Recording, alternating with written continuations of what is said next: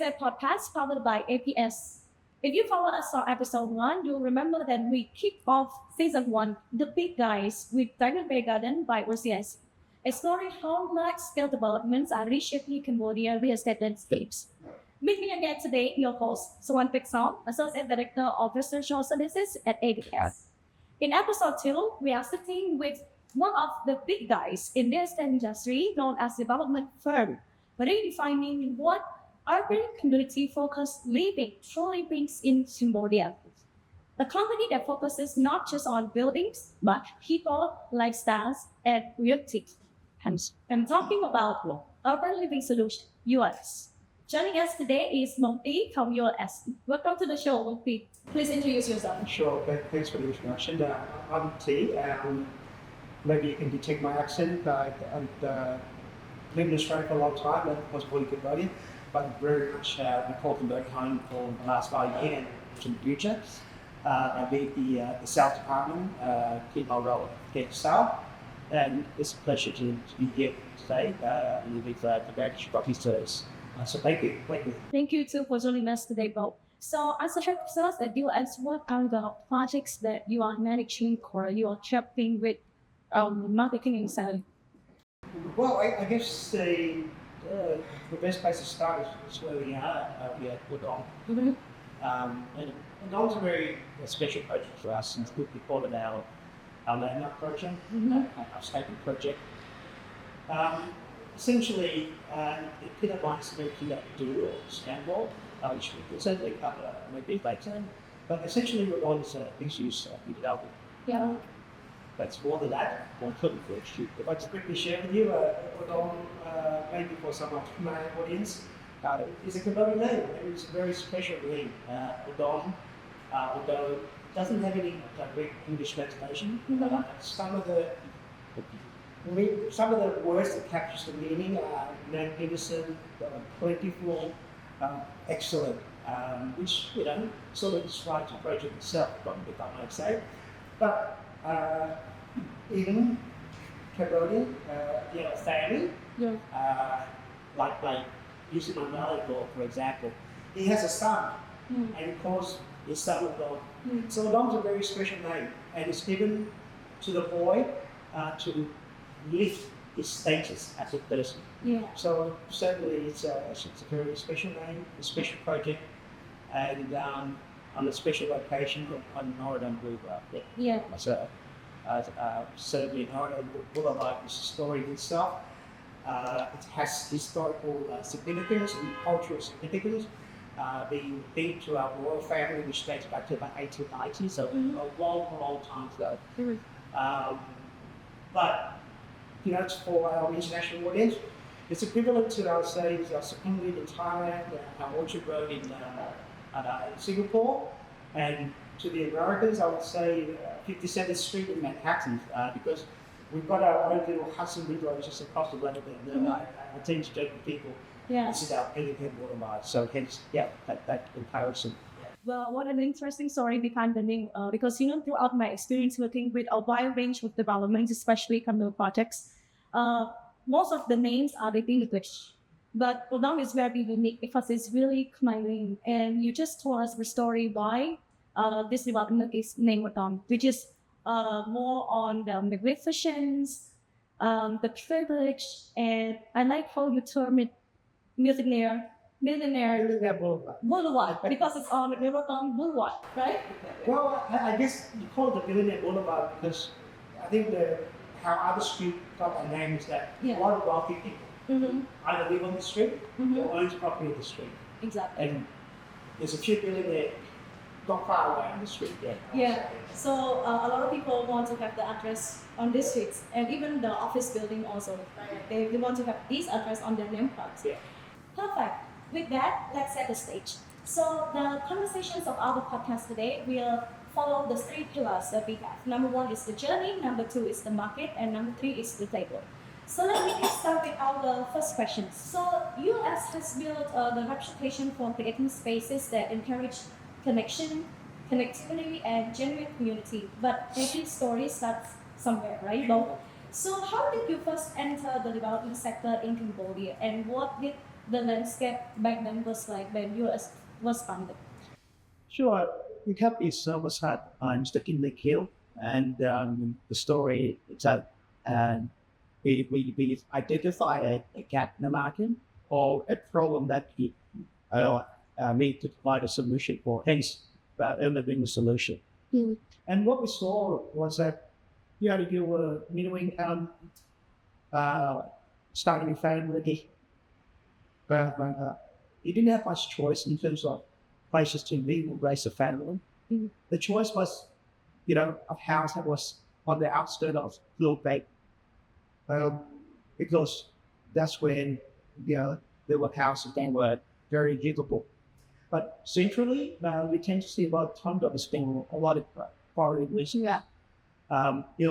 Specifically for, I would say, for lack of better terms, speculation. So we figured that there must be a solution to this problem.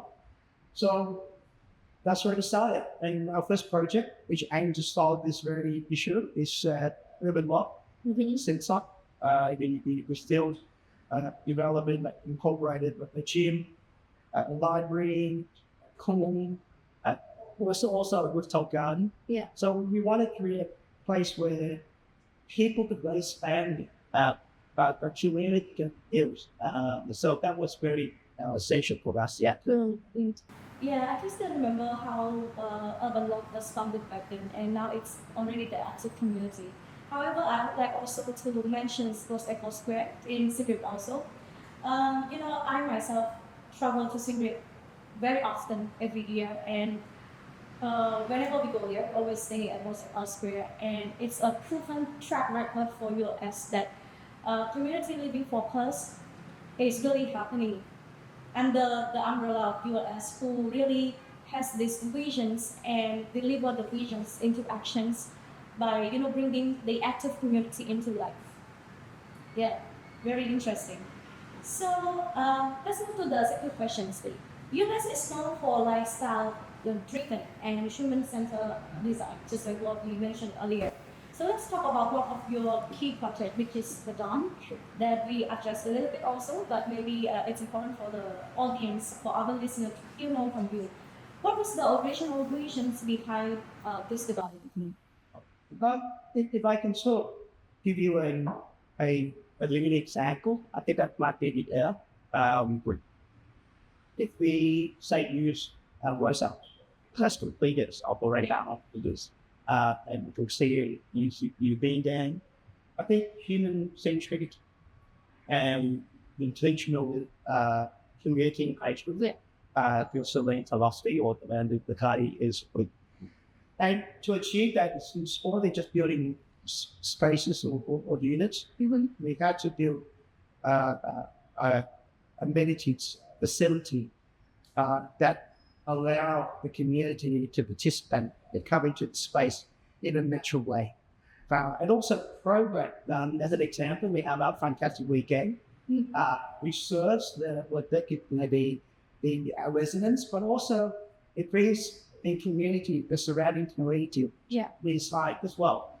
We have face painting, we have fun plans, we have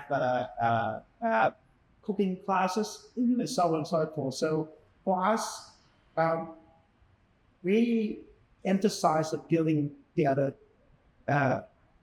spaces that connect people and also nurture community through our designing in terms of providing extra large room that also part maybe we've already seen. Yeah. But also we've also provided a free study area in our Siem Reap house with students can come in air conditioned space to do the study with fast Wi-Fi at low cost at all. So that's for us. It's just community to focus. What it means to me. Yeah, I really love the concept at Ghost Echo Square of co-working space, co-living space.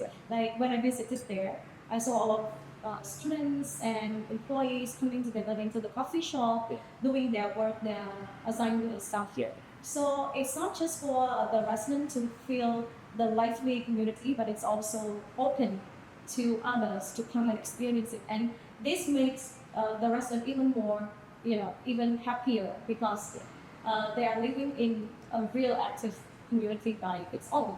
Right. I think if I can share a little bit, I think one of the things that really touched my thought, especially with some of our investors, I think it's what he said to me was, you know what, I couldn't invest in any project, but I want to invest in a project that makes me feel good. Yeah. And for me, just to hear that, it actually makes us feel good because that's our win. Yeah. And talking about now just brings the emotion. Mm. And I think it was before the EP exam or something, I walked in the co-working space when the students can look congregated with the study. When I saw a student, once again, I give us all the class, best student week. Seeing kids in the morning, the weekend, shooting basketball, play badminton, in a park. That's what about. It takes me back to my childhood also. Yes. Like when I was a young child, young kid, I was living in a village where a lot of village kids got together playing different types of games, football, basketball, and something like yeah, or what we say, playing pong, something like that. But we don't really see this nowadays, right? And especially with the urban living mindset, or how to say, urban living design with a very modern kind of projects overlay, this sense of community seems to disappear. You cannot find this kind of active community where a lot of young guys, young kids, and also different generations come together into one park, into facilities like swimming pool, like gym, like coffee shop, anywhere. But we saw this at Urban Block, we saw this at Roosevelt Square, and for sure we will see this in Odom. Absolutely, you can certainly count for that. Maybe to a much larger scale, this is a very big project. So we are very excited for that development. In fact, it's my ad. It's a bit of an advertising, but I truly believe because of the amenities that they provide, the facilities, the way in which we focus on against the end user. I truly believe that the wrong would be possibly one TripAdvisor can't think things to be one big. Oh wow! I love this. Sorry about that. If I gave that a bit of a thought, but I truly do with that because this is not strange or not a you see this in Bangkok. Yeah. You see this in Singapore. Yeah. Where great development brings people together, but also with tourists as a body, and we believe that. So it's a bit of advertising, but it's rare to advertise yourself in opportunity like this. And wow, top 10 things to do. Top 10 things to do. I think probably I'm certainly sure. Yeah, interesting because I am fully aware of the components that are built into a dump because we work together and we know a lot. But I think our audience also wants to hear more. Why do you think that it's going to be the top 10 things to do in Phnom Penh on TripAdvisor? Like, what are the components that get tourists or get outsiders to come to? Sure. I think the tourists are always looking for a place where there are things to do. Firstly. Secondly, they want to find a place that is accessible so they can see that town is central. Right? So let's talk about Odom as a building and why we believe that it would be a big attraction to Phnom Penh. As a building, of course, there's two parts to it. There's commercial building, but also there's a residential building. But at the same time, there's a large amount of green space or community space. In fact, previously, before Odom Area project, there was a Gom Garden and the south, where there's 6,000 square meters of green space. And as you see, maybe you experience yourself, there are kids, there are family. In the new project, there's close to 8,000 square meters of green space, so very large. So green space, a community space, was one aspect. There will be vast amount of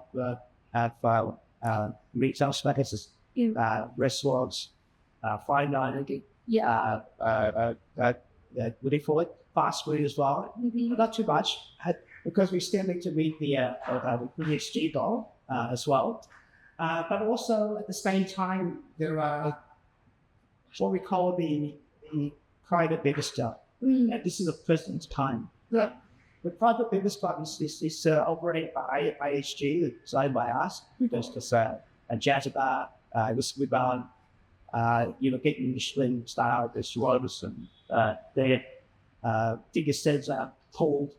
But this place the pizza as well.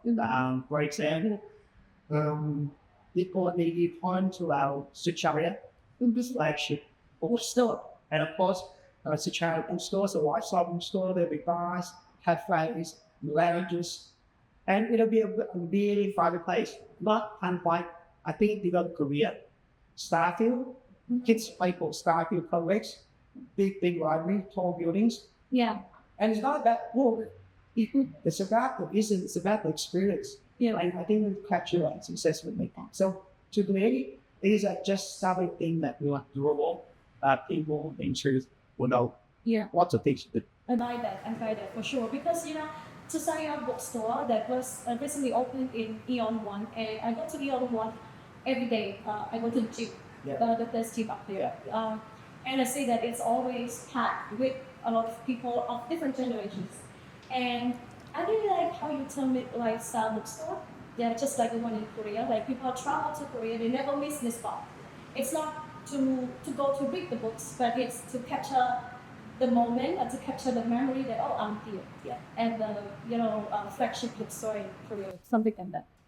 When we talked to people about doing bookstore, people thought it was crazy. Because, if I go to a bookstore, right, get everything on the line.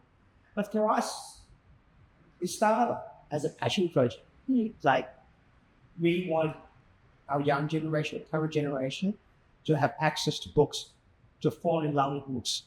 And to do that, you gotta make it sexy, you gotta make it fun. Yeah.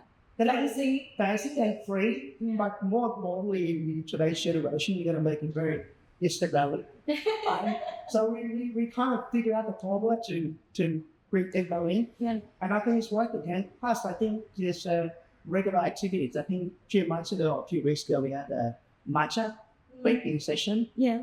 There were book clubs. So there's constant things to involve the communities, involve the family. It's not just old-fashioned sit-down type story. Yeah. Very new vision. We need to make it Instagrammable. Very Instagrammable. Yeah. And Facebookable. Facebook. Very, very meaningful answer. And I really appreciate the vision and the concepts behind all the developments that ULS has been working on. So let's move to the third questions. Every soul project always face challenges, right?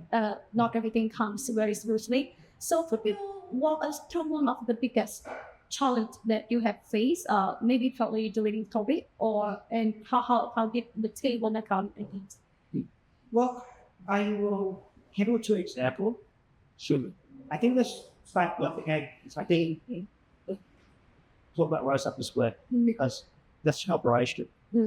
So one of the challenges that we faced at Rise Up the Square was that occupancy rate. Now, why occupancy rate is important to Rise Up the Square? It's because a portion of the units that we sell, 207, so later 100 units, what we call under the new guarantee the rental program, so under the investment coverage. So because of that, we need to have rental. And because of low occupancy, we have low dollar revenue. Right? But we also anticipate, not permanent, we anticipate these types of things that happen, setbacks, challenges, fluctuation in terms of tourism. Yeah. So how we design a safety net around that the revenue issue and being able to meet our motivation to pay our investors is that only a small portion of capital delivery under that program will run. And being a mixed-use development, to keep the explanation short, we were able to collect revenue from other parts of the area, for retail such as malls, first the community to subsidize the shortfall in the rental income in the region. So that's one of the way that we manage that challenge in terms of being able to pay our investors of the right. The second challenge, which for long, right? I think what we're trying to build with Odom is very kind of feasible, at least it's not very tolerant. So some of the challenges that we faced with Odom is get the right heart, get in the right place. In some cases, again, despite what the state of resume, things may be different. So this caused us to delay, what we thought giving the jobs from which to do the job. So this caused us some delay. And I think how we manage is that we have to use constant communication with our investors, with our guys, be very transparent. And these are the problems you're facing, and we know the solution that you provide. And you anticipated already. I think not our first project, through all these potential things that we need to challenge that we have to face. So certainly with Odom, that's one of the challenge things we've had to so that that work was you that good communication in that month. Yeah, as an experienced and software developer, I think design things are not new. So whether with COVID or without COVID, we need to anticipate something that is unpredictable to happen. And I really appreciate the fact that you mentioned 𝗬𝗧𝗵𝗲 Square having this Chea guaranteed rental scheme and stuff, and you only allocate a few units for that scheme because to make sure that you can manage this and you can deliver the promise to the clients who love properties to the Chea. Because I remember clearly when I have my client myself and I asked you for the Chea, you didn't approve of that. Yeah. Because it's already exceeded the number. We have a quota. There is a business case where it has been Parkinson's journey. And for us, it's very important to underpin the financial stability or financial delivery of the car to seller. During competition, one is wasn't learning more about there are wide usually to be able to say. Certainly we did probably to the investment program being really done line. And then they quite have for Of course. So as a partner and also we have a lot of projects to US also. What US has been doing really can trust about us because we are confident that what you are doing, you have the reasons and the visions are in. And with those challenges, like you said, with Odom particularly, that the people who expected them to deliver the job, if they're not deliver the job, then get fast some delay. But at the end of the day, you still deliver what you promised in the SPM, in the sales purchase agreement, that you will incorporate these elements, these components into the project, and it will happen. And I think if we had quickly regarding adaptables, I think facing with some of the challenges is that during the COVID period, where how we initially anticipate we were all guys change, right? Because COVID affect the local unusual. So we expect a lot more guys, but that is such. So in some way, product put on at it. As an example of this, the IHG hotel paid the tax bill. The IHG private rooms also paid them. The investors program also paid them. Why? Because we activated on the distribution part game. Originally, like all of our product, we prioritize the results, one which right, but we have to get our eyes separately, and I guess of course, most has the marketness. Business. Okay, so let's move to our last question of section 1. You often talk about building spaces that feel like neighborhood and spark interactions. How do you translate this into actual development decisions? Well, so we translate this in the concrete terms. Maybe not the best use of word in concrete, concrete seats hard. As an example, actually. Green space is really important, very essential. Actually, using words like display and some green space is central to our debate. But also, we have community space that is accessible freely to the community around us, but also other residents. As well as we have programs, regular programs with it's a fantastic weekend. Discussing with building charts and people will play basketball and people will play badminton, people play basketball. So we want to create space that brings the community together. Like how we do that is that we want to make sure the space will be fun, interactive, and serves the purpose, right? That they want to gradually walk the dog and that they let the kids run at fine safely. So we sort of engineered it, right? I would say educational community engagement by engineering the space and that people and meet that mentioned that. Does that kind of make sense? Yes, it makes sense, of course. Like you create activities with a purpose. That makes sense. So even you have the space, but then you don't have any activities, how come? But I think the core that is the mixed use component, having used that space, of the space, aspects and so on. And that's convenience, right? I mean, there's convenience, people can so want more less to gravitate.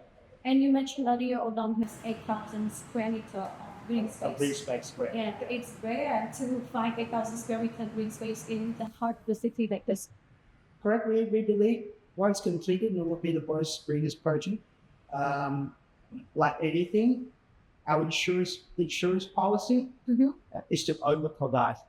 In terms of over-provide in terms of like green space, over-provide in terms of our amenities, over-provide in terms of certification. Now, the certification gives you twice AOA, but also over-provide in terms of our lifts. Last we have 22 lifts, servicing 2 buildings.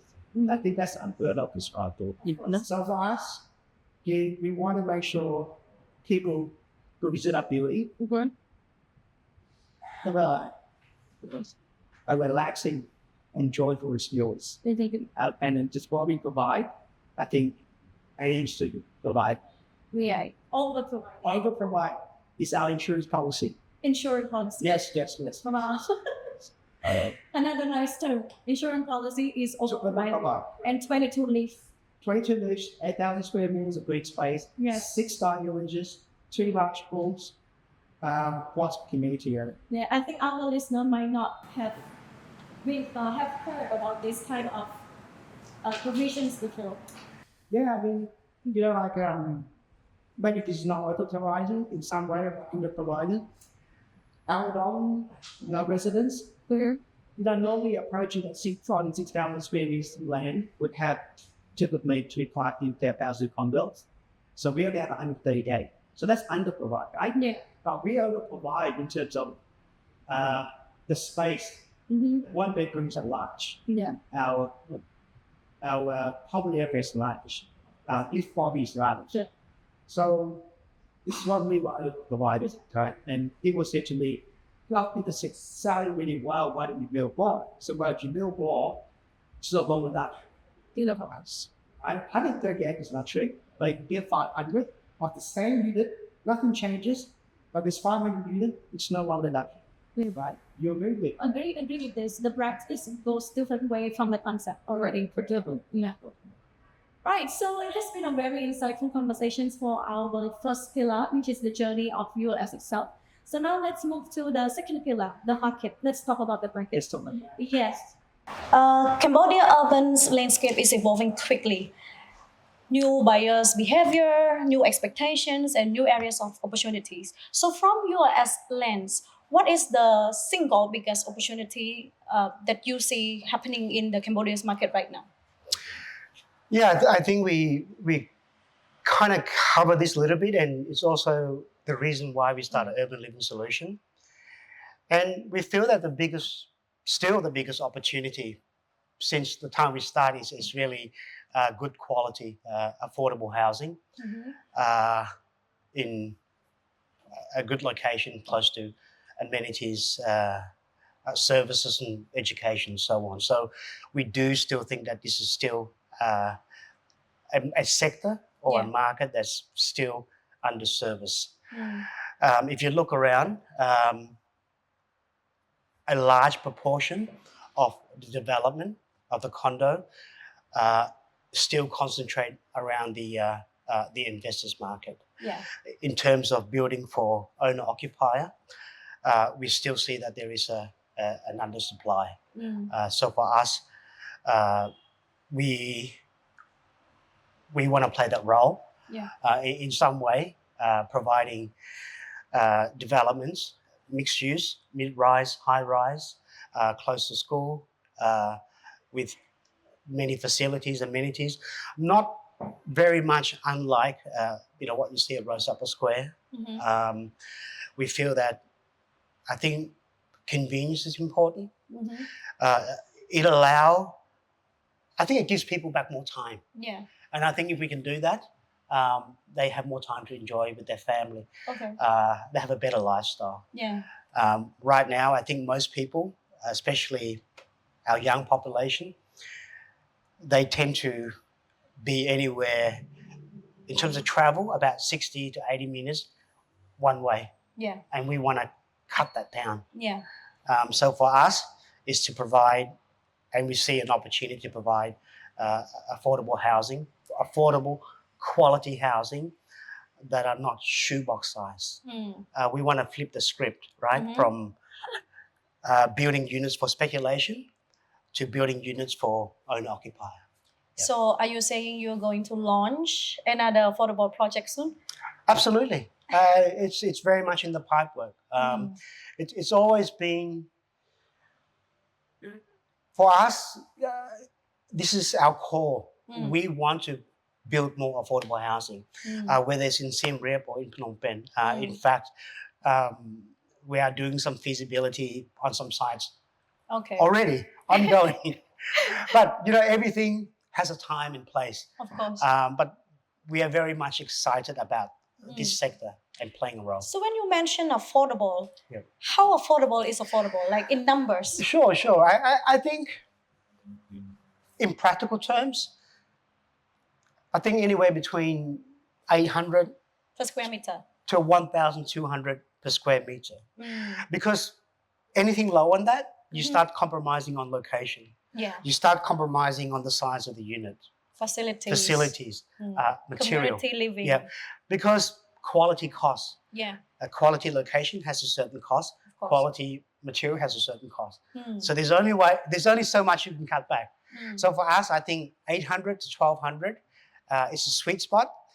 And looking at the way Cambodia is growing and where we see the market in 2030, 2035, I think the average income will also rise accordingly. I think this is based on the World Bank statistic. I think we're moving from upper middle income to high income bracket. So certainly 800 to 1,200 area. Yeah.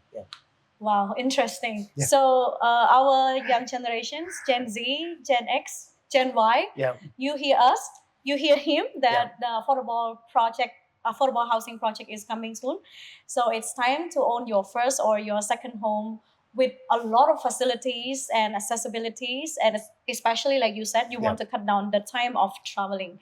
So it's going to be very convenient for all of you to travel around the city from your home to your workplaces or school or universities. You know what? We always have complaints. Like, we love your product, we love ULS product, but we can't afford it. But I think we're looking at ways to make it more affordable. And watch your space. Watch your space. So 800 to 1,200 dollars per square meter is coming up soon. Good location, close to amenities, mixed use. I think, we study how people work, how people live. For us, sort of that gives us an idea in terms of how do we create this space to solve all this problem, but also to give people more time. Yeah. back to their family. Yeah, Yeah, that's yeah. key for us. Yeah. Yeah. It's very important. Important. Yeah. Yeah. Okay, so the second questions for this section is all about development process. Going back a little bit to ULS visions. Yeah. So ULS has a structured development process like land screening, feasibility, concept design. Yeah. So what are the top criteria you use when selecting a site? Yeah. Because earlier you also mentioned about doing some feasibility study on some site also. Yeah. And how has that evolved since ULS was founded? Look, I'm not privy to that process. My role is in the sales department side of thing. But what I can say is, like any retail investor, location is an important aspect. Yeah. So for us, the location has to allow us to build a project that is that serve all the needs that we discussed, right? So it has to be central, right? So what I mean by central is that we base this model around what we call the walkable city concept, right? So given our space, what we can include and what we can't include needs to be 5 to 15 minutes away, right? So the school needs to be 5 to 15 minutes away. The hospital needs to be 5 to 15 minutes away. The things they do for leisure needs to be 5 to 15 minutes away. So if we look at that, it's still very much central area. So that's one aspect as well. The second aspect, which sometimes is very hard to balance, good location always costs, right? So there's always a cost factor, right?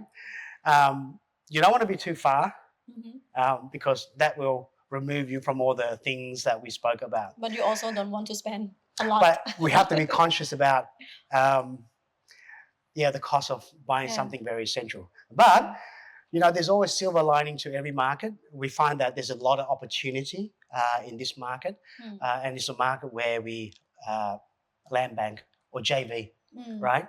So we see a lot of opportunities in that area in terms of land banking and also doing joint venture. Yeah, certainly.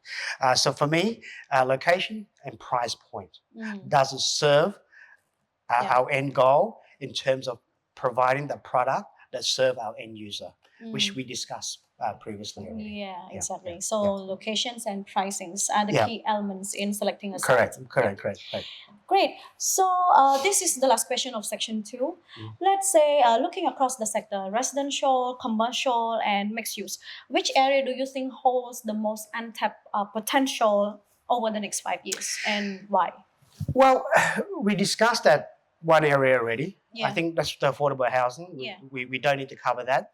But what I can share with you, in our 𝗬𝗵𝗲 project, our next project, we are looking at, I wouldn't say retirement market, but unassisted living market, right? Sorry, again? Unassisted living. Unassisted living. Yeah. I think this is something that is very, very suitable for 𝗬𝗵𝗲, being a beautiful place with trees, river, water. Lots of people want to retire in 𝗬𝗵𝗲, right? So our next project kind of somewhat cater for that market, but also kind of cater for the young generation. So we see this project aims to do two things, or is underpinned by what we call co-generational living, right? So we want to create a space for the older people who don't need regular care, right? Unassisted living. But we also want them to live close to young people, right? Because we feel that young people should talk to old people. Old people should talk to young people. There's a lot of value in that. So for us, this kind of co-generational living structure is something that we're doing in 𝗬𝗵𝗲. And I guess this is where we feel that there is an untapped market over there. In here, it's all about good affordable housing. Good location. Good location. Yeah. Wow, interesting. And thank you for sharing this secret with us and with our listeners. It's not really a secret because we're constantly doing things, For us, there's a lot of things that needs to be built in Cambodia. Mm. And that's the exciting part. But we hope, along with other developers, responsible developers, that we are the change makers, that we hope we change expectation, that we lift benchmark. So that's our goal, along with, other responsible developers. Yeah, this is a big job for everyone in the industry, and also for Cambodia as a whole. So all developers, I agree with you that you cannot work alone to achieve this dream. It must go along hand in hand with Correct. other responsible developers also to Yeah. set the expectations where everyone can turn the dreams into reality. Yeah. And lift up the standards. Yeah. If I can use this, I think Browns have lifted the coffee game Yeah, and the decor and the experience, of course. right? In some way, maybe Bong Liang probably don't like me saying that, but for the customer to understand, or at least the local customer understand, this is the kind of impact that we want to make. Yeah. Game changer Game changer. for real estate industry. Yeah. Okay, so it's really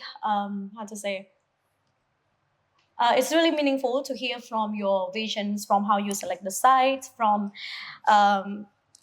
what you see in the sector in real estate industry as a whole across the board.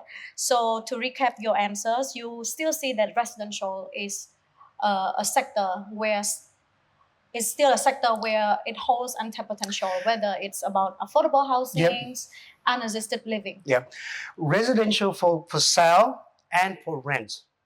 We believe good quality residential is still pretty much an unmet need, and there is an undersupply of this, very much so. Our young generation are becoming more educated. Their taste is evolving. Their choice and understanding of what's good living is also changing. So for us, it's exciting. We believe that we are building things that will definitely meet their needs. For sure. I agree. The markets move, everything changes, and people mindsets also change. Especially now, young generations start to see the world, whether it's on their screen or whether it's on their real exposure traveling around, and they see how living impacts their lifestyle, impacts their mindsets. I feel like we deserve what the world has, right? We want to bring the best of the world here. And I was talking to, I think, a few friends a few months ago. You have your first mover advantage, and then you have your late mover advantage. So we're the late mover advantage.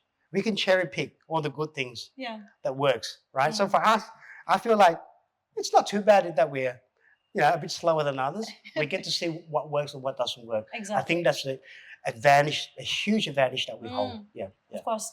Timing is everything. Okay, so thank you, 𝗵𝗲, for sharing very insightful and meaningful answers for our section 2, which is about the market.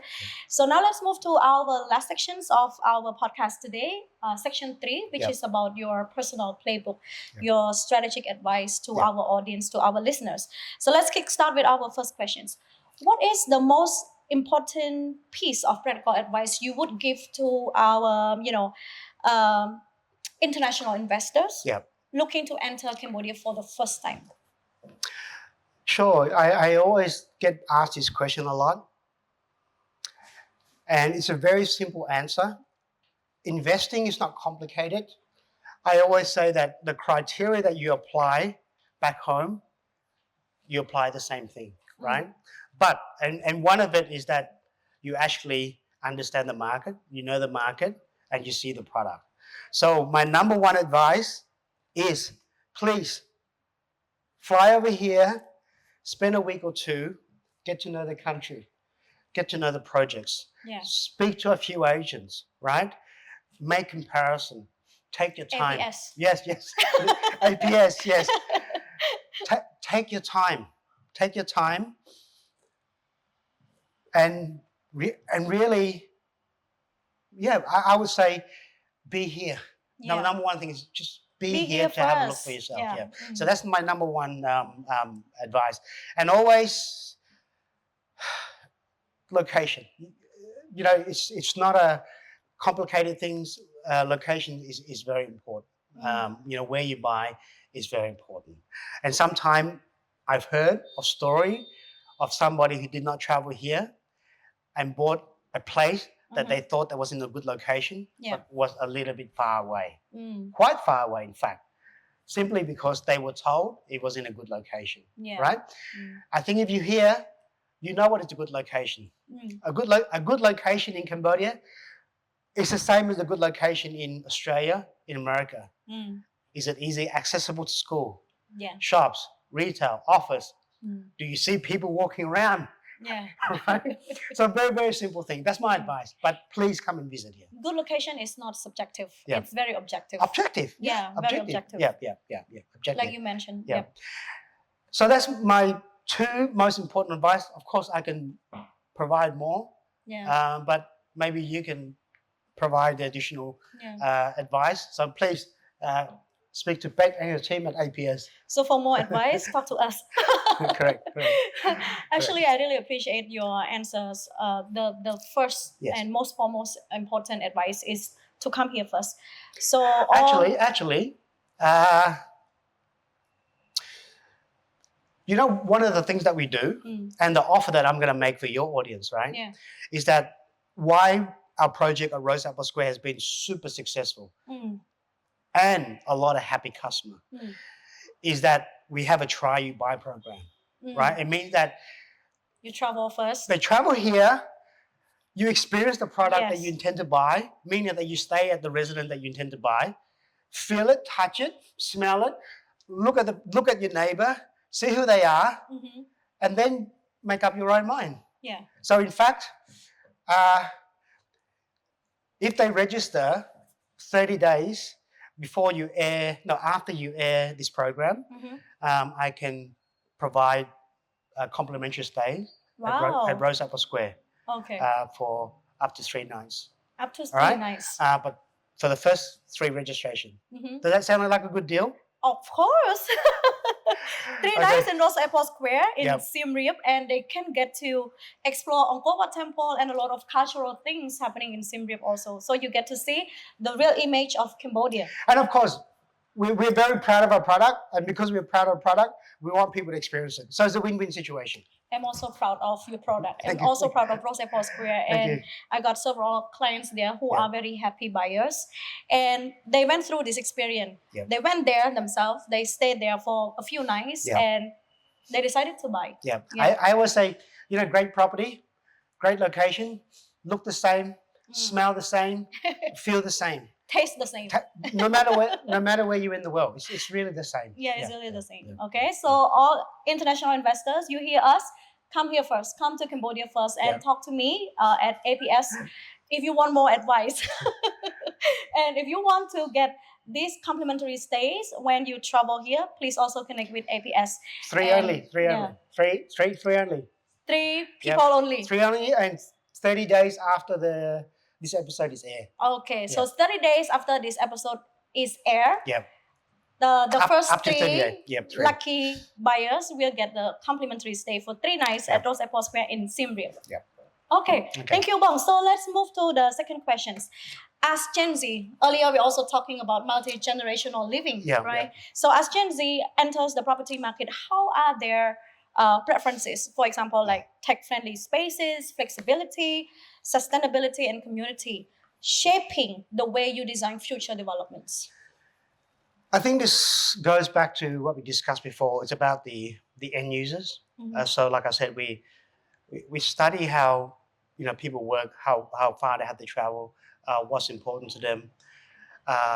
And from there, whether we provide flexible space, whether we provide community space, whether we focus more on sustainability, this sort of dictates the types of property that we build for a particular area. So for us, it's about what will serve our end user Yes. and who is our end user, right? Just to give you, once again, an example, at 𝗬𝗵𝗲, our end user, originally the concept was designed for the hospitality worker in Siem Reap. Of course, you know, COVID hit, Yes. and then the tourism sector sort of take a big nosedive as well. Yeah. So that impact our target market. So we weren't able to capture that market as much as we want.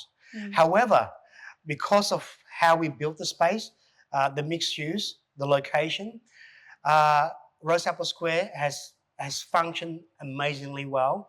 Now we've got a large expat community as well as local community. In fact, more than 50% of our residents stay there a long time. Yeah. Right? I believe this is quite early because, once again, Cambodia is not known for digital nomads, Yeah. but it should be. It should be. Yes. Especially in Siem Reap, right? So I always say, where in the world can you be doing your work, your digital nomad thing, Yeah. 1 minute with air conditioning, sipping a pina colada Yeah. by the pool, and then the next 15 minutes you can travel back 1,000 years. Yeah. You can only do that in Siem Reap. I think that's a special place, and it's very peaceful, right? Travel very back peaceful. 1,000 years. Well, Angkor Wat's 1,000 Yes, years. of course, of course. It hasn't changed much, right? Yeah, it hasn't changed. Name me a place you can travel back 1,000 years. Not many. Not many. Not many, Yeah, right? yeah. So we've got the digital nomad crowd building slowly. And Yeah. next year, based on our registration inquiry, that part of the market is also growing. Our co-working space is also attracting a lot of NGOs, business, local people, and also international people. So why am I sharing this with you? These are our end user. Yes. We build the space that serves them. The right? end user. Yeah. And that is, more importantly, that is what we feel is that there is that gap in the market that no one else is providing, at least all in that one area. Yep. So for us, is to study the habits of our end user and what's important to them. Yeah, of Yeah. course. Yeah. You know, some people have this belief that oversupply happens in every country, including Cambodia. But like you said, and I also believe in this, it's not about oversupply issue. It's about supplying the right product for Correct. the right people. Correct, right? correct. Yes. Yep, yep. Sell what the market needs, right? So I think that's really, really important. And Cambodia is not so special that it doesn't follow trends. It always follows trends. And if you understand trends, you understand where the market is heading. Yes. We're people, right? we want the same thing, Yes. right? You know, a Khmer girl in her 20 and 22 wants the same thing as a lady in Australia, right? Yes. So it's not that complicated. Yeah. Yeah. But sometimes the will to do it, the cost to do it, it's a bit harder. Yeah. Yeah. But I think we're prepared to take that road. Yeah. Yeah. I like your answer when you compare Gen Z preferences to digital nomads. Yeah. Yeah, because now we see that there are more and more digital nomads are coming to Yeah. live and work remotely from Yeah. Cambodia Yeah. with, you know, a glass of cocktail. Yeah. Yeah. And what is also equally important is that when you step outside your condo, let's say 𝗬𝗵𝗲 as an example, you can get to explore local food, authentic food, and a lot of other entertainment services at a very low cost. Very low cost. Yeah, at a very low cost. Yep. Yep. And 15 minutes away from Pub Street, Yep. you get to travel back to 1,000 years ago. Correct. Correct. Angkor Wat Temple and Yep. so many other temples. Yeah. Yeah. Yeah. And I think we have to understand trend, cycle, and taste, that it doesn't last forever. Like people's been to Bali. People's done the Vietnam thing. Yeah. People done the Thailand thing. Yeah. So it's our time. What we say? It's our time to rise. It's our It's time to rise. It's our time to definitely. So this is why, like, as a company, we are super excited about Yeah. Cambodia and its prospect and the emerging trends, and we try to stay ahead of the trend Yeah. a little bit. That's what I really Sometimes it appreciate. causes us problem too. I know. That's why I'm about to say that I really appreciate ULS for all of putting all of these things together, Yes. even it hurts you. It Yeah. hurts. It hurts in the short term. Yes. Yes. But when you look back, let's say in the next 5 years and 10 years, you look back at what you've done, Yep. and you feel so proud. we'll be proud. Absolutely. We're absolutely proud of what we do. We are a local company. Mhm. We understand the market. We're here to stay. Yeah. We're committed. We're invested. Our team is, largely up and coming Cambodian artists, engineer, Yeah. architects. But of course, certain works require us to hire, International, overseas. yeah. But all that will change slowly, and we've seen that as well. Yeah. Okay, so thank you so much for joining our episode 2 of our podcast today. And it's really inspiring to hear how ULS has shaped Cambodia real estate market through thoughtful and community-led developments. And to our listeners, to our audience, wherever you are, please don't forget to like, follow, and keep up with our next episode to be released next month. Thank you for watching us. See you next month. Thank you. Thank you, Beck. Thank you, Victor.